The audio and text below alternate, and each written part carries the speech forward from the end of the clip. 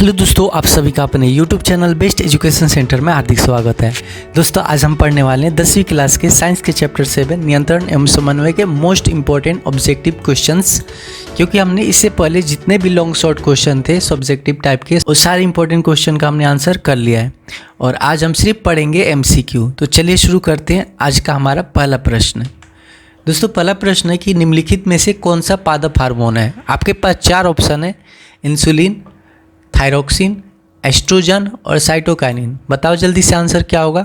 दोस्तों, insulin, thyroxine और oestrogen ये तीनों क्या पाए जाते हैं, मानव में। ठीक है, मानव के हार्मोन है। साइटोकाइनिन क्या होता है, पादप हार्मोन होता है। तो इसका सही आंसर हो जाएगा ऑप्शन डी। और साइटोकाइनिन पौधों में कोशिका विभाजन को प्रेरित करता है। ठीक है, इस तरीके से आपको इन्फॉर्मेशन भी बताता रहूँगा उस ऑप्शंस के बारे में। चलिए पढ़ते हैं नेक्स्ट प्रश्न। नेक्स्ट प्रश्न है कि 2 तंत्रिका कोशिका के मध्य खाली स्थान को क्या कहते हैं। आपको याद होगा, मैंने पढ़ाया था। ऑप्शन आपके पास है द्रुमिका, एक्सॉन, सिनेप्स या आवेग। बताओ जल्दी से। तो इसका सही आंसर हो जाएगा ऑप्शन बी, सिनेप्स। राइट, जहाँ पे 2 तंत्रिका कोशिका का मिलन होता है, ठीक है, उसके बीच के खाली स्थान को क्या कहते हैं, सिनेप्स कहते हैं।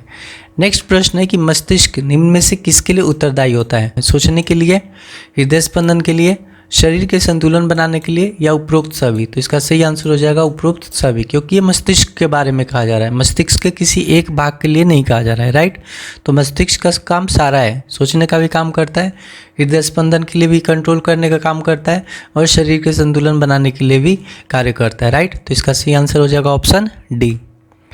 नेक्स्ट प्रश्न है, भूख से संबंधित केंद्र उपस्थित होता है, यानी कि आपको ये बताना है कि इनमें से कौन सा भाग है जो भूख को कंट्रोल करता है, यानी भूख को प्रदर्शित करता है, ये कह सकते हैं। ठीक है, ऑप्शन है आपके पास अग्र मस्तिष्क, मध्य मस्तिष्क, पश्चिम मस्तिष्क, उपरोक्त सभी। तो दोस्तों, इसका सही आंसर क्या हो जाएगा, अग्र मस्तिष्क। ठीक है, अग्र मस्तिष्क होता है जो भूख से संबंधित केंद्र को रिप्रेजेंट करता है। ठीक है, इसके बारे में थोड़ा इन्फॉर्मेशन ले लेते हैं कि भूख की अनुभूति अग्र मस्तिष्क के हाइपोथैलेमस में होता है। ठीक है, अग्र मस्तिष्क में हाइपोथैलेमस होता है ना, तो उसी से भूख की अनुभूति होती है। और आगे कुछ इन्फॉर्मेशन है कि भूख और तृप्ति के लिए शरीर के 2 प्रमुख हार्मोन ग्रेलिन और लेप्टिन जिम्मेदार हैं। ठीक है, ग्रेलिन का काम क्या होता है कि भूख का संकेत देता है कि हमें भूख लगी है, खाना खाना चाहिए। ठीक है, याद रखना। और लेप्टिन का काम होता है कि हमें अगर पेट भर जाता है तो मतलब तृप्ति का अनुभव कराता है कि नहीं, अब हमारा पेट भर चुका है। ठीक है, तो भूख की अनुभूति किसके अनुसार होती है, अग्र मस्तिष्क में, वो भी किसके हिसाब से, तो हाइपोथैलेमस, है ना। और भूख के लिए कौन सा हार्मोन जिम्मेदार है, ग्रेलिन। और तृप्ति के लिए कौन सा हार्मोन जिम्मेदार है, लेप्टिन। याद रहेगा। चलिए पढ़ते हैं नेक्स्ट प्रश्न। नेक्स्ट प्रश्न है कि शरीर का मुख्य समन्वय केंद्र कौन सा है। ठीक है, मुख्य जो है समन्वय स्थापित करने वाला केंद्र कौन सा है, तंत्रिका, मेरुरज्जु, हृदय या मस्तिष्क। तो आपको मालूम होगा मस्तिष्क है ना। तो इसका सही आंसर हो जाएगा ऑप्शन सी। नेक्स्ट प्रश्न है कि किस हार्मोन को तनाव हार्मोन, ठीक है, टेंशन हार्मोन कहा जाता है। पिछले पार्ट में मैंने आपको पढ़ाया था ये। बताओ जल्दी से किसको कहते हैं। तो दोस्तों, इसका सही आंसर हो जाएगा FCC कम्ल। ठीक है, आपके पास ऑप्शन था ऑक्सिन, जेबरलिन, साइटोकाइनिन, FCC कम्ल। तो FCC कम्ल को तनाव हार्मोन कहा जाता है। ठीक है, क्यों कहा जाता है, क्योंकि यह पादप में पाए जाने वाला हार्मोन है। इसे तनाव हार्मोन इसलिए कहते हैं क्योंकि यह जल की कमी होने पर रंध्रों को बंद कर देता है। ठीक है, जिससे वाष्पोत्सर्जन और प्रकाश संश्लेषण की दर कम हो जाती है। और सोचो कि जिस प्रकार से इंसान अगर सांस लेना कम कर दे या बंद कर दे तो नहीं जी पाएगा, उसी तरीके से अगर पादप में रंध्र द्वारा, क्योंकि श्वसन प्रक्रिया और प्रकाश संश्लेषण होती है, तो अगर वो नहीं हो पाएगा तो फिर क्या होगा कि पादप धीरे धीरे सूख जाएगा, यानी कि उसकी वृद्धि रुक जाएगी, पत्ते सूख जाएंगे, पेड़ सूख जाएगा, है ना। तो इसलिए FCC कम्ल को तनाव हार्मोन कहा जाता है। राइट, नेक्स्ट प्रश्न है कि हमारे शरीर में किस हार्मोन को आपातकालीन हार्मोन कहते हैं, यानी कि एक ऐसा हार्मोन होता है जो आपातकाल में काम आता है। ठीक है, ऑप्शन है थायरोक्सिन, इंसुलिन, एड्रेनलिन और टेस्टोस्टेरोन। तो इसका सही आंसर बताओ जल्दी से। इसका सही आंसर है एड्रेनलिन। एड्रेनलिन को आपातकालीन हार्मोन कहा जाता है। क्यों, क्योंकि इमरजेंसी के समय में, यानी आपातकाल में, जैसे बेहोश हो जाना, ठीक है, तो इस टाइम में क्या करता है कि यह हार्मोन के स्राव से हृदय की धड़कन बढ़ जाती है। ठीक है, कभी कभार देखते हो ना, जब हम डर जाते हैं या फिर कोई बेहोश है, उस टाइम उसके हृदय की धड़कन जो है ना बढ़ जाती है। ठीक है, धक धक धक धक धक धक गति बढ़ जाती है ना, डर के मारे। तो ये एड्रेनलिन हार्मोन की वजह से होता है। ठीक है, इससे क्या होता है कि पेशियों को अधिक ऑक्सीजन की आपूर्ति हो सके, इस वजह से ये स्रावित होता है। ठीक है, तो याद रखना, हमारे शरीर में आपातकालीन हार्मोन एड्रेनलिन को कहते हैं। राइट, नेक्स्ट प्रश्न है कि निम्न में से किस ग्रंथि को मास्टर ग्रंथि कहते हैं। याद होगा पीयूष ग्रंथि, है ना, क्योंकि ये क्या करता है कि खुद तो हार्मोन स्रावित करता ही है और अन्य ग्रंथियों को भी हार्मोन स्रावित करने के लिए प्रेरित करता है, और साथ साथ में क्या है कि वृद्धि के और विकास के लिए भी सहायक होता है। ठीक है, वृद्धि और विकास के लिए सहायक होता है। समझ गए?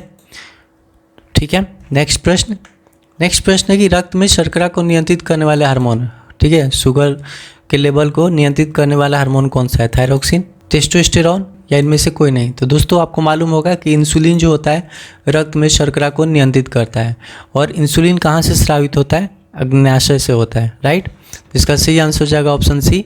अग्न्याशय द्वारा निकलने वाले इंसुलिन हार्मोन की कमी के कारण रक्त में शर्करा का स्तर बढ़ जाता है, जिसके कारण मधुमेह यानी इसको डायबिटीज़ कहते हैं नामक बीमारी होती है, और इसके इलाज के लिए क्या किया जाता है कि इंसुलिन के लिए इंजेक्शन दिया जाता है। ठीक है, डॉक्टर इंसुलिन का इंजेक्शन देते हैं ताकि इसके कमी को पूरा किया जा सके और शर्करा के लेवल को मेंटेन किया जा सके। ठीक है, नेक्स्ट प्रश्न है जो कि कथन के हिसाब से है, जो एग्जाम में बहुत आजकल आते हैं ना। कथन 1 है कि प्रतिवर्ती क्रिया में शरीर तुरंत अनुक्रिया करता है, और कथन 2 है कि प्रतिवर्ती चाप में अनुक्रिया मस्तिष्क से उत्पन्न होती है।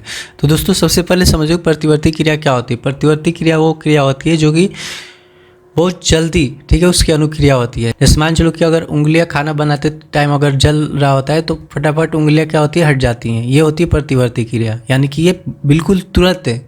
ठीक है, इसकी अनुक्रिया होती है, और इसका जो नियंत्रण होता है वो मेरुरज्जु के द्वारा होता है। इसमें मस्तिष्क की कोई ज़रूरत नहीं होती। ठीक है, कोई ऐसी क्रिया होती है जिसमें मस्तिष्क की ज़रूरत होती है, बाकी ये पूरा जो है मेरुरज्जु द्वारा ही कंट्रोल किया जाता है। तो यहाँ पर ये सही बात है कि तुरंत अनुक्रिया होती है। दूसरी बात है प्रतिवर्ती चाप में अनुक्रिया मस्तिष्क से उत्पन्न होती है, तो ये गलत बात है। ठीक है, तो हमारे पास पहला सही है और दूसरा गलत है। तो इसमें देखो ऑप्शन बी है, कथन 1 सही और कथन 2 गलत है, तो इसका सही आंसर हो जाएगा ऑप्शन बी। ठीक है, इस तरीके से क्वेश्चन आजकल आ रहे हैं। ठीक है, तो इस बात को ध्यान रखना। 2 कथन दिए होते हैं या फिर एक कथन और एक निष्कर्ष दिया होता है, और ऑप्शन के हिसाब से उसके हिसाब से हम आंसर करेंगे। ठीक है, यहाँ पे इसके बारे में लिखा भी है कि ऐसी क्रिया जो तुरंत होती है और उन्हें मस्तिष्क तक जाने की आवश्यकता भी नहीं होती, तो ऐसी क्रिया को प्रतिवर्ती क्रिया कहते हैं। ठीक है, और इन्हें मेरुरज्जु ही अनुक्रिया करता है, जैसे छींक आना, पलके झपकना। ठीक है, ये सारे होते हैं प्रतिवर्ती क्रिया। और दोस्तों प्रतिवर्ती चाप क्या होता है? इसमें अनुक्रिया किसके द्वारा होती है? मेरुरज्जु से। ठीक है, तो आई होप समझ गए होंगे। नेक्स्ट प्रश्न है, ये भी कथन के हिसाब से कि पीयूष ग्रंथि यानी पिट्यूटरी ग्लैंड वृद्धि हार्मोन स्रावित करती है। बिल्कुल सही बात है ना। अग्न्याशय इंसुलिन हार्मोन स्रावित करता है, ये भी सही बात है, यानी दोनों क्या है? सही है। ठीक है, दोनों ऑप्शन क्या है? दोनों कथन क्या है? सही है, तो option C is the right answer.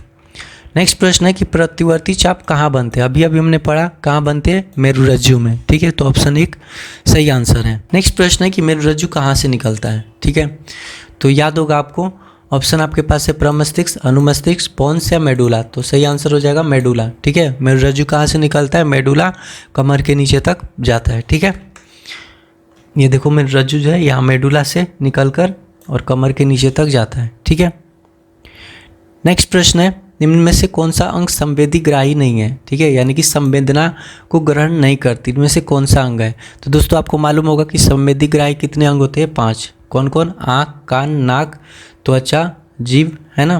तो इसमें से हमारे पास देखो एक दिमाग ऑप्शन है जो कि संवेदी ग्राही नहीं है, तो ये सही आंसर हो जाएगा। ठीक है, बाकी कान, नाक और आँख ये सब संवेदी ग्राही है। ठीक है, 5 मुख्य संवेदी ग्राही होते हैं, कान, नाक, आँख, जीभ और त्वचा, है ना। नेक्स्ट प्रश्न है दोस्तों कि एड्रेनलिन हार्मोन कहाँ से स्रावित होती है?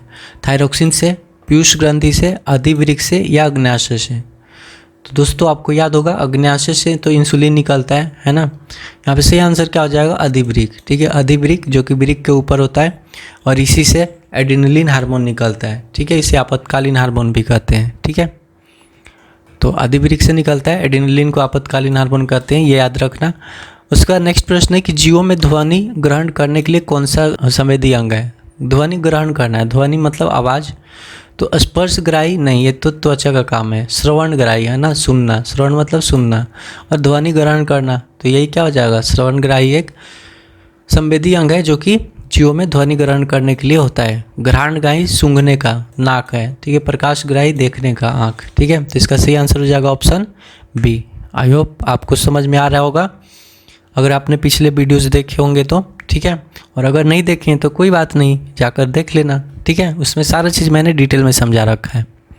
नेक्स्ट प्रश्न है, निम्नलिखित में से कौन सी ग्रंथि अंतःस्रावी और बाह्यस्रावी दोनों प्रकार की है, यानी कि अंतःस्रावी तो है ही, साथ में वो बाह्यस्रावी भी करता है। ठीक है, तो इसमें आपका ऑप्शन है अग्नाशय, थायराइड, पीयूष ग्रंथि और अधिवृक्क। तो दोस्तों आपको मालूम होगा कि अग्नाशय से अग्नाशयी रस भी निकलते हैं। ठीक है, तो ये बाह्यस्रावी के रूप में काम कर लिया, और अंतःस्रावी जो इंसुलिन का स्राव करता है इसलिए अंतःस्रावी भी हो गया। तो ये दोनों की तरह काम करता है अग्नाशय। ठीक है, नेक्स्ट प्रश्न हमारे पास है कि ग्वाइटर या घेंघा नामक बीमारी, जिसमें गला क्या होता है, सूज जाता है, फूल जाता है, ये किसकी कमी से होती है? रक्त में हीमोग्लोबिन की कमी से, चीनी की कमी से, आयोडीन की कमी से, इनमें से कोई नहीं। तो आपको याद होगा कि आयोडीन की कमी से घेंघा नामक रोग होता है। नेक्स्ट प्रश्न है कि मनुष्य के शरीर में सबसे बड़ी ग्रंथि कौन सी है? ठीक है, यकृत, अग्न्याशय, अंडाशय या एड्रेनलिन। तो आपको मालूम होगा यकृत हमारे शरीर की सबसे बड़ी ग्रंथि है। ठीक है, तो इसका ए सही आंसर हो जाएगा। नेक्स्ट प्रश्न है एस्ट्रोजन एक मादा लिंग हार्मोन है ना एस्ट्रोजन, तो ये कहाँ से स्रावित होता है? तो जाहिर सी बात है मादा लिंग हार्मोन है। तो इस वर्ड पे ध्यान रखना, यकृत क्या लिंग से संबंधित है? नहीं। अग्न्याशय अंडाशय, अग्न्याशय नहीं है ना। वृषण तो पुरुष में होता है, मादा में तो होता नहीं। तो अब क्या हमारे पास बचा? अंडाशय, और अंडाशय है ना। मादा में लिंग का एक अंग कौन सा होता है? अंडाशय भी होता है। ठीक है, जो प्रजनन क्रिया में भाग लेता है, और इसी अंडाशय से निकलने वाला एस्ट्रोजन एक हार्मोन है। ठीक है, तो इसका सही आंसर हो जाएगा अंडाशय, राइट। नेक्स्ट प्रश्न है कि हार्मोन कहाँ से स्रावित होता है ना। हार्मोन के बारे में तो हमने इतनी सारी बातें पढ़ ली, अब ये बताओ कि हार्मोन स्रावित कहाँ से होता है? बाह्यस्रावी ग्रंथि से, अंतःस्रावी ग्रंथि से, नलिका से, या इनमें से कोई नहीं। दोस्तों ध्यान रखना, अंतःस्रावी ग्रंथि से हार्मोन का स्राव होता है, कम मात्रा में होता है, जो पूरे शरीर को अलग अलग तरीके से क्या करता है? नियंत्रित करने का कार्य करता है। ठीक है, तो इसका सही आंसर हो जाएगा ऑप्शन बी। नेक्स्ट प्रश्न है कि अंतःस्रावी ग्रंथियाँ किस प्रकार की होती है? तो दोस्तों अंतःस्रावी ग्रंथियाँ जो होती है ना, वो नलिका विहीन होती है, यानी कि उनमें कोई नलिका नहीं पाई जाती। ठीक है, वो डायरेक्ट होती हैं। तो इसका सही आंसर हो जाएगा ऑप्शन बी। नेक्स्ट प्रश्न है कि इनमें से कौन बुद्धि और चतुराई का केंद्र है? तो ऑप्शन हमारे पास है सेरिबेलम, मेडुला, सेरिब्रम और कॉर्पस कैलोसम। ठीक है, तो बताओ जल्दी से इसका सही आंसर क्या हो जाएगा? तो दोस्तों इसका सही आंसर हो जाएगा सेरिब्रम। ठीक है, सेरिब्रम होता है जो बुद्धि और चतुराई का केंद्र होता है। ठीक है, ध्यान रहेगा। नेक्स्ट प्रश्न सी इसका सही आंसर है। नेक्स्ट प्रश्न है कि मस्तिष्क का कौन सा भाग हृदय स्पंदन और श्वसन गति को नियंत्रित करता है? ऑप्शन आपके पास है सेरिब्रम, ठीक है, मेडुला और कॉर्पस कैलोसम। तो इसका सही आंसर हो जाएगा ऑप्शन बी, मेडुला। ठीक है, मेडुला जो है बहुत इंपॉर्टेंट रोल निभाता है हमारे शरीर में, जो हृदय स्पंदन और श्वसन गति, इसके अलावा बमन यानी कै उल्टी होना, ये सब का कंट्रोल कौन करता है? मेडुला करता है। ठीक है, तो इसका सही आंसर हो जाएगा ऑप्शन बी। ठीक है, नेक्स्ट प्रश्न है कि इनमें से कौन सा हार्मोन बीज रहित पौधों के उत्पादन में सहायक होता है? यानी बीज रहित यानी बिना बीज वाला। ठीक है, साइटोकाइनिन, ऑक्सिन, जेबेलिन, ऑक्सिन और जेबेलिन दोनों। तो इसका सही आंसर हो जाएगा ऑप्शन डी। ठीक है, जो ऑप्शन डी है, दोनों क्या करते हैं कि ये ऐसे हार्मोन है जो बीज रहित पौधे के उत्पादन में सहायक होते हैं। ठीक है, तो option D is the right answer. Next प्रश्न है कि हमारे शरीर में विभिन्न जैविक कार्यों का नियंत्रण किसके द्वारा होता है? ठीक है, विभिन्न जैविक कार्य जो होते हैं किसके द्वारा होता है? तंत्रिका द्वारा, रसायनों द्वारा। तंत्रिका और रसायन दोनों द्वारा, इनमें से कोई नहीं। तंत्रिका का मतलब हमारे शरीर के तंत्रिका अंग, और रसायन का मतलब जैसे हार्मोन हो गया है ना, केमिकल युक्त। तो दोनों सही है ना। इसका आंसर क्या हो जाएगा? ऑप्शन सी, तंत्रिका और रसायन दोनों द्वारा, राइट। नेक्स्ट प्रश्न है कि इनमें से कौन मादा हार्मोन है? ठीक है, आपके पास ऑप्शन है प्रोजेस्टेरोन, एस्ट्रोजन, एस्ट्रेडियोल, इनमें सभी। दोस्तों यहाँ पे इनमें सभी होगा। ठीक है, ये तीनों के तीनों क्या है? मादा हार्मोन है। और आपसे अगर पूछा जाए कि नर हार्मोन कौन सा होता है मानव में, तो आप क्या बताओगे? कमेंट बॉक्स में ज़रूर लिखना। ठीक है, इसका सही आंसर हो जाएगा ऑप्शन डी। नेक्स्ट प्रश्न है कि एस्ट्रोजन, प्रोजेस्टेरोन और रिलैक्सिन हार्मोन कहाँ से स्रावित होते हैं? तो अभी हमने एस्ट्रोजन, ये किसके लिए? मादा के लिए। तो मादा में वृषण होता है? नहीं होता है। और क्योंकि ये लिंग हार्मोन है तो पीयूष ग्रंथि अग्नाशय हो ही नहीं सकता। तो क्या आंसर हो जाएगा? अंडाशय। ठीक है, तो इसका सही आंसर हो जाएगा अंडाशय से। ठीक है, नेक्स्ट प्रश्न है कि ऑटो ग्रंथि को थायरोक्सिन हार्मोन बनाने के लिए निम्न में से किसकी आवश्यकता होती है? ठीक है, ऑटो ग्रंथि को थायराइड ग्रंथि भी कहा जाता है, जिससे थायरोक्सिन हार्मोन का निर्माण होता है। तो किसकी आवश्यकता होती है? ऑप्शन है लोहा, वसा, प्रोटीन, आयोडीन? तो सही आंसर हो जाएगा आयोडीन, है ना।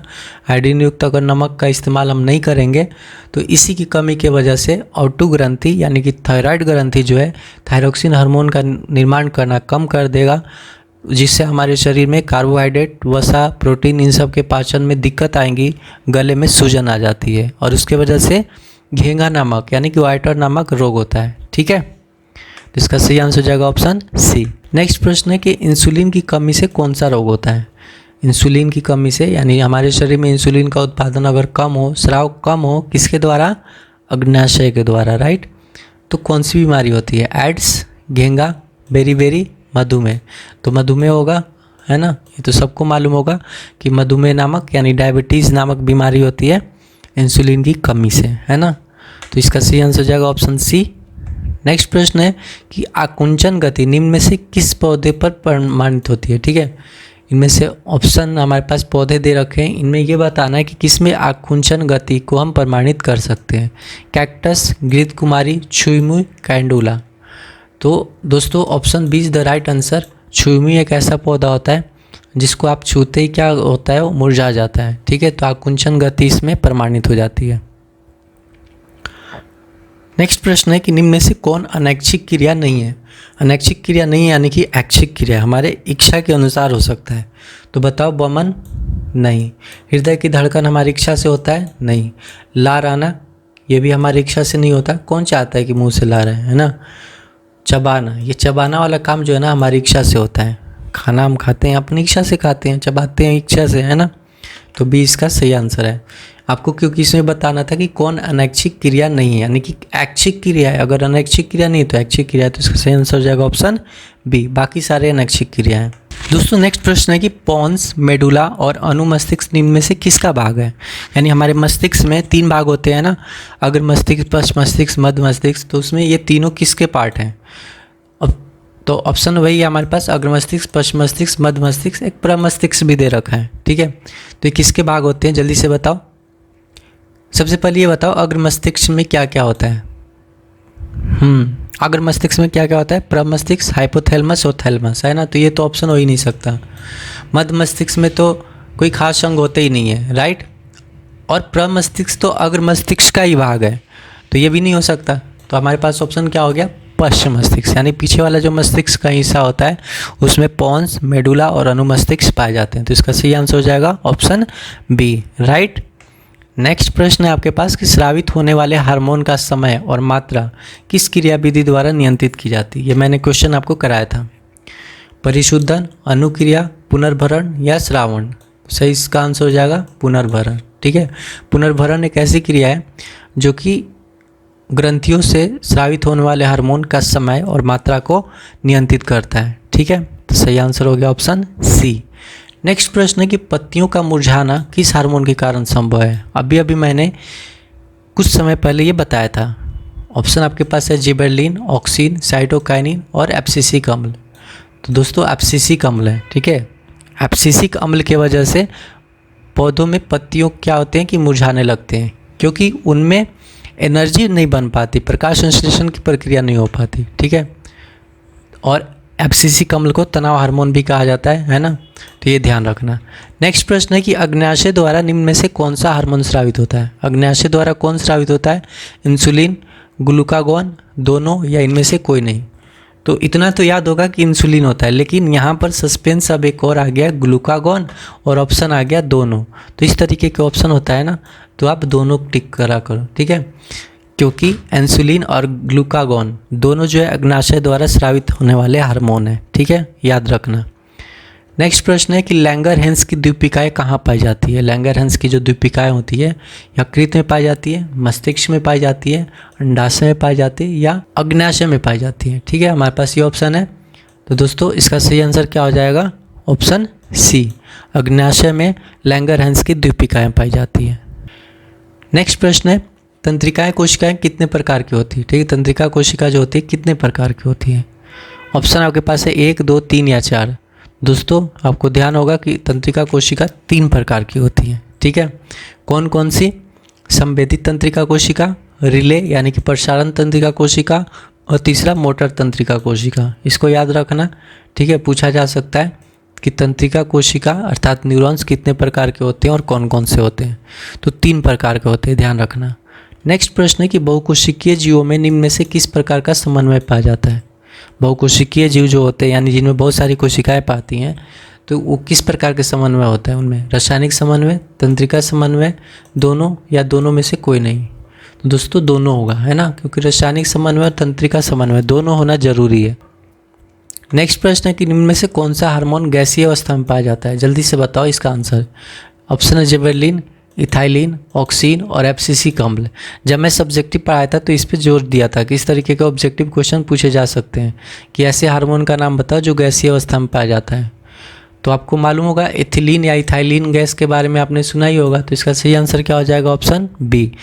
आप इथाइलिन का उपयोग यानी इथिलीन का उपयोग के बारे में कमेंट बॉक्स में जरूर लिखना कि इसका उपयोग क्या क्या होता है। तो दोस्तों ये थे हमारे आज के सारे जितने भी ऑब्जेक्टिव क्वेश्चन हो सकते हैं इस चैप्टर से इम्पोर्टेंट, वो मैंने आपको करवा दिए। ठीक है, आई होप आपने बहुत सारे क्वेश्चनों का आंसर सही दिया होगा। ईमानदारी से जितने भी आपने सही आंसर दिए होंगे कमेंट बॉक्स में लिखना कितने सही हुए और कितने गलत हुए। ठीक है, फिर मिलते हैं नेक्स्ट वीडियो में एक नए चैप्टर के साथ में, जो कि काफ़ी इंटरेस्टिंग चैप्टर है, जीव जनन कैसे करते हैं। ठीक है, उसके बारे में हम सारी चीज़ पढ़ेंगे। इस तरीके से आप पढ़ते रहिए और अपना ख्याल रखिए, अपने परिवार का भी ख्याल रखिए। तब तक के लिए बाय बाय दोस्तों, जय हिंद।